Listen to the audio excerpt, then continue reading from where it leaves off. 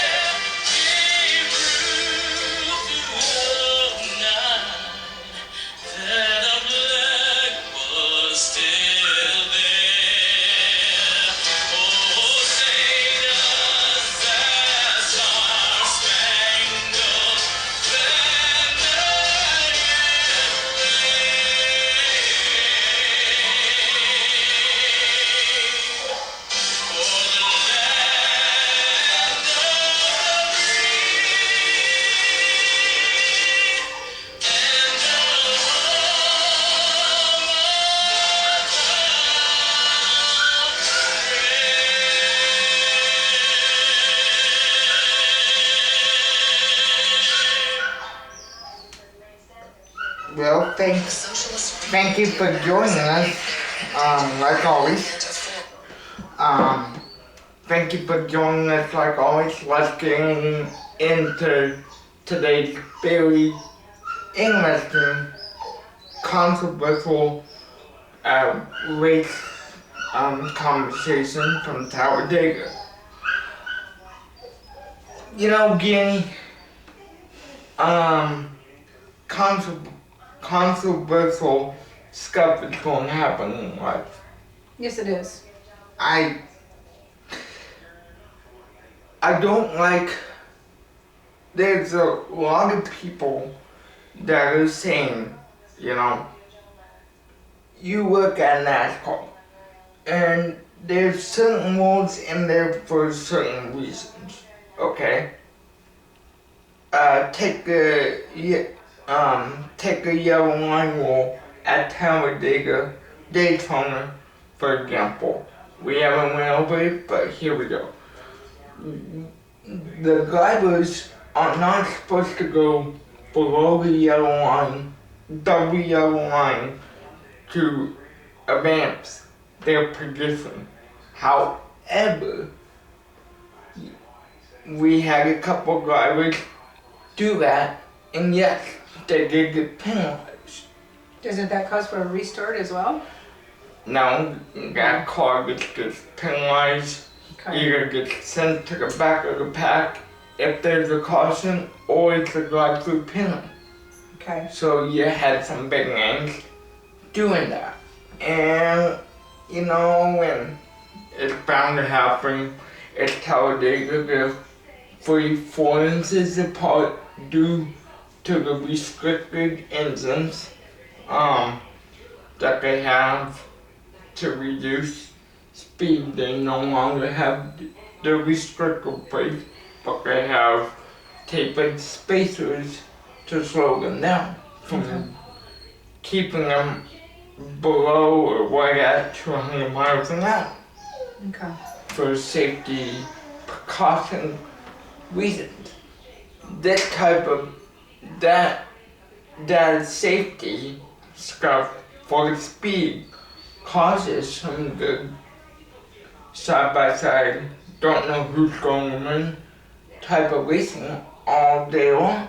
And that's what we had Sunday, Saturday, in the free races, the carts, the Xfinity, and the Cup.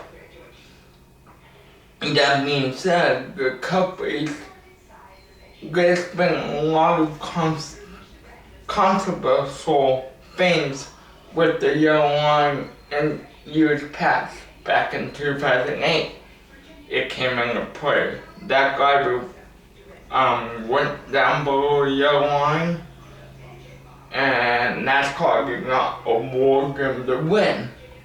In this case, the yellow line came into play at the end of the race this year. The announcers said that they felt like the 11 car was on the apron where he wasn't supposed to be for the whole corner number 4 and came back up on the legal racing surface on the Coyote, and they gave him the win. And earlier in the day, they kind of were very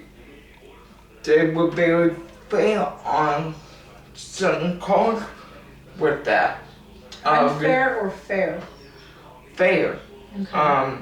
Penalizing drivers when they see fit, but they don't penalize Hamlin for what he did. They go ahead and penalize the second place car, which I felt bad for the second place car. Matt Begin got penalized for person, Case Elliott, I believe it was. So what should Hamlin been penalized for? Going down below the yellow line to win the race. You're not supposed to Okay, so it's the yellow line rule. You're not supposed to advance your position on the apron at Daytona, Talladega due to safety reasons. Mm-hmm. But there are people saying that rules came into play 2 months lately that they would like to see it go away at some point during the race. No motivate Dylan Hugh, NBC commentator and well-known restricted play racer, said on the broadcast he thinks that rule should go away at certain points during the race. I was talking with my dad, talking with my friend Michael, you know. We were all three kind of watching the race unfold at the end there. And Michael said to me, well, Hamlin's probably going to get penalized. I can't remember if I said that as well, agreeing with him. Well, they need to be fair. I mean, if Hamlin needed to be penalized, he needed to be penalized right along with the others. Yeah. Especially if it's for the same reason. Yeah, Hamlin did win the race. Another thing, and I posted this on Facebook, and I'm getting mixed thoughts on this, is they pulled the race off the main NBC network just to go to the national news because the race was taking so long. I mean, NBC, what are you doing? If you have a contract with NASCAR, fulfill it until the race is done. The national news, other things, have to understand that NBC has a contract. Yeah, you gotta fulfill your contract, absolutely. I mean, and not pull the race and take it to NBCSN, but like a couple of my friends were saying, they're like, Justin, you gotta realize that they had a contract with them for this amount of time. Well, like, I bring this name up a lot, but Brian and I were having a conversation about this very thing yesterday evening. And we were saying, why aren't they starting the race early if they know once again that this has happened not once with NBC, but twice where they either have done one interview and pulled the race off the NBC network and went to their secondary NBC Sports network and concluded the post-race interviews on the post-race edition of NBC's NASCAR America post-race edition that they do every week. For Pete's sake, what are you doing? It's kind of like NASCAR. What are you doing? Why not penalize all the same way?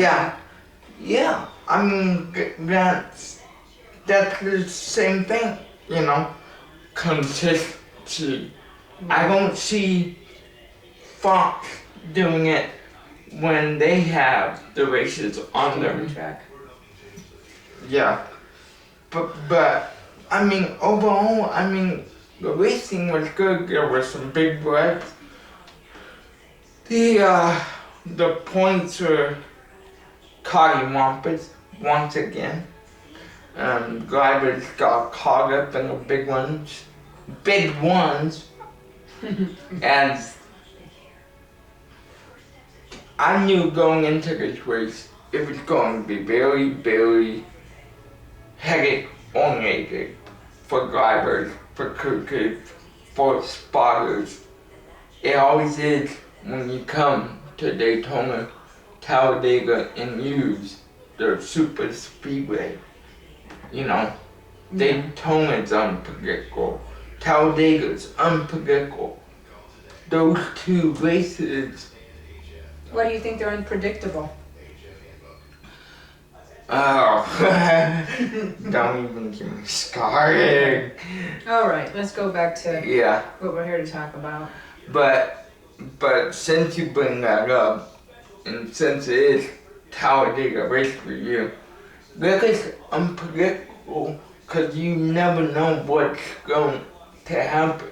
You could have a first-time winner, or you could have somebody get locked in, or, you know, unfortunately somebody, you know, get caught up in a big one like we saw with Newman and not even survive. We got lucky.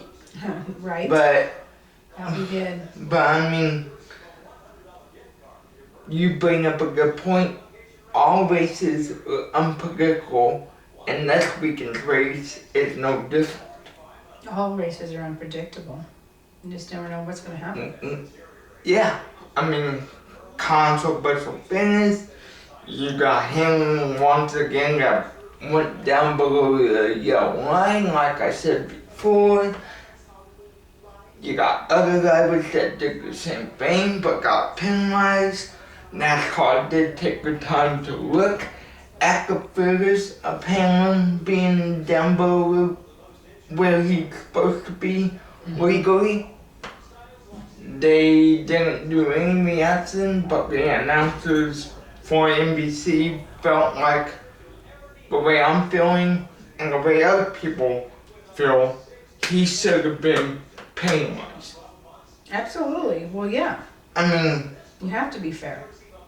You have to. Yeah. I mean, it's like baseball. Is there a balls and strike call? I mean, I would not want to be in NASCAR's position to have to make that sort of call when they know there's rules they put into play for safety and keeping people alive and everything, but every time we go to Daytona, Talladega, this yellow line is a big topic of conversation. It's been involved in finishes before. 2008 really comes to mind. And now probably this one is probably the most famous because of the time of year it happened and the circumstances. Becoming a driver moving on or a driver getting his first career win that's already knocked out of the playoffs. So, I mean, I'd like to spend a little bit more time in a piece of bill this week talking about this further, looking on how this rule could be changed or what needs to be done, but that will come at a later time. But real quick, I do have to say there were some scary wrecks. There, there was a close finish that we haven't talked about, and the Talladega finish line is halfway almost in between turn 1 and the Kyle. Like it's in turn 1 at the end of pit road. Wow. So you That's got an odd place. So you got about 75 to 50 more foot when you're in by the time you in a pit road to the exit. So, but all the details on the crack specifics, I'd like to do a video on that in the future, but for now this has been Full Throttle with Justin and Jenny signing out. Goodbye, everyone.